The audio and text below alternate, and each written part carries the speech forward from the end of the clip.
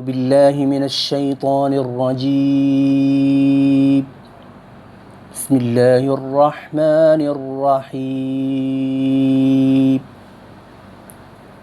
فتلقى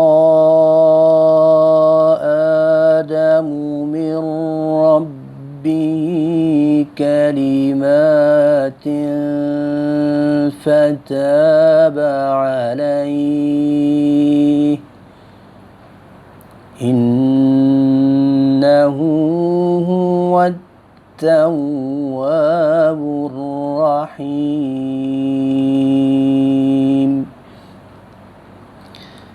سامعین کرام، آج کا ہمارا سبق ہے سورۃ البقرہ آیت نمبر 37۔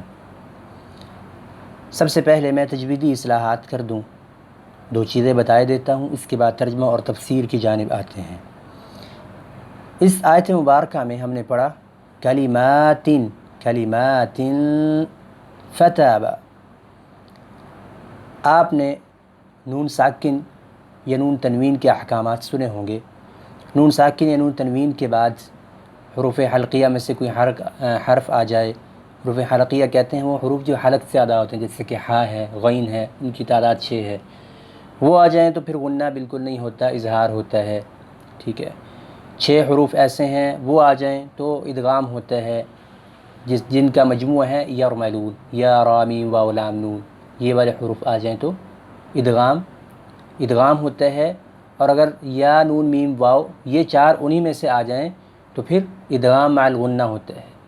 اس کے علاوہ اگر کوئی اور حرف نون ساکن نون تنوین کے بعد آ جائے تو وہاں پر اخفا ہوتا ہے۔ اخفا کہتے ہیں اس کو، ایک آپ آسان الفاظ میں سمجھ سکتے ہیں، ہلکا غنہ، ٹھیک ہے۔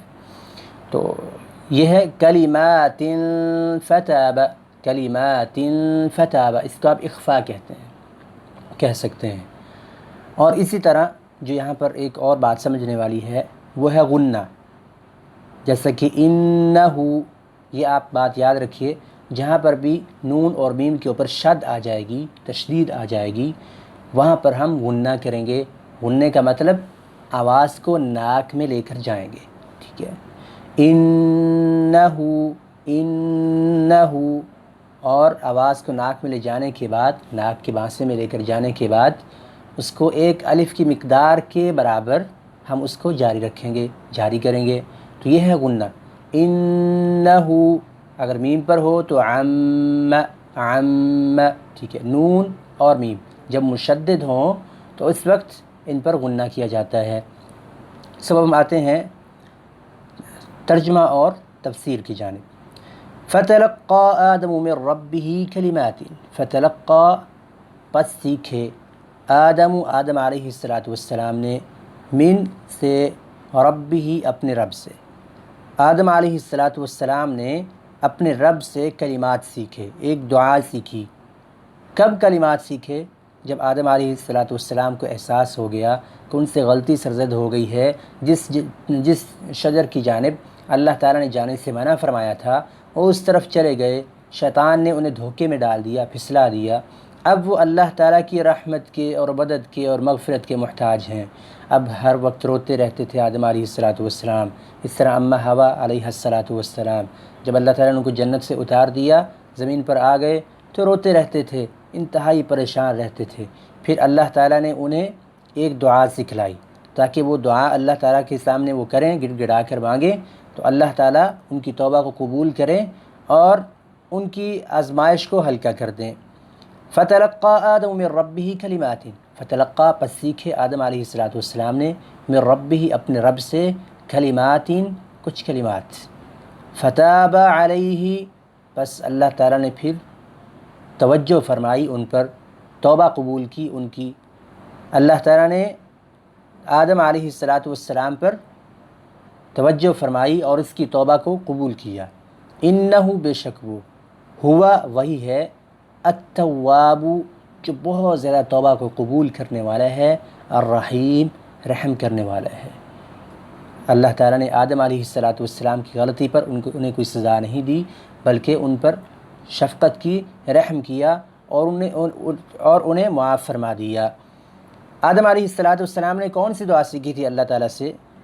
وہ دعا یہ سیکھی تھی سورہ اعراف میں جس کا بیان ہے ربنا ظلمنا انفسنا وان لم تغفر لنا وترحمنا لنکونن من الخاسرین. یہ کلمات سے مراد کیا ہے؟ ربنا ظلمنا انفسنا وان لم تغفر لنا وترحمنا لنکونن من الخاسرین.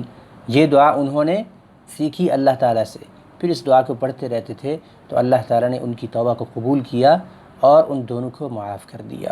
گویا کہ اللہ تعالیٰ نے ہمیں دعا کرنے کا طریقہ بھی سکھایا ہے اور ہمیں بتایا ہے اللہ کے رسول علیہ السلام کی زبان اقدس کے ذریعے کہ ہم کس طرح اپنے رب کو پکاریں، اپنے رب کی طرف رجوع کریں.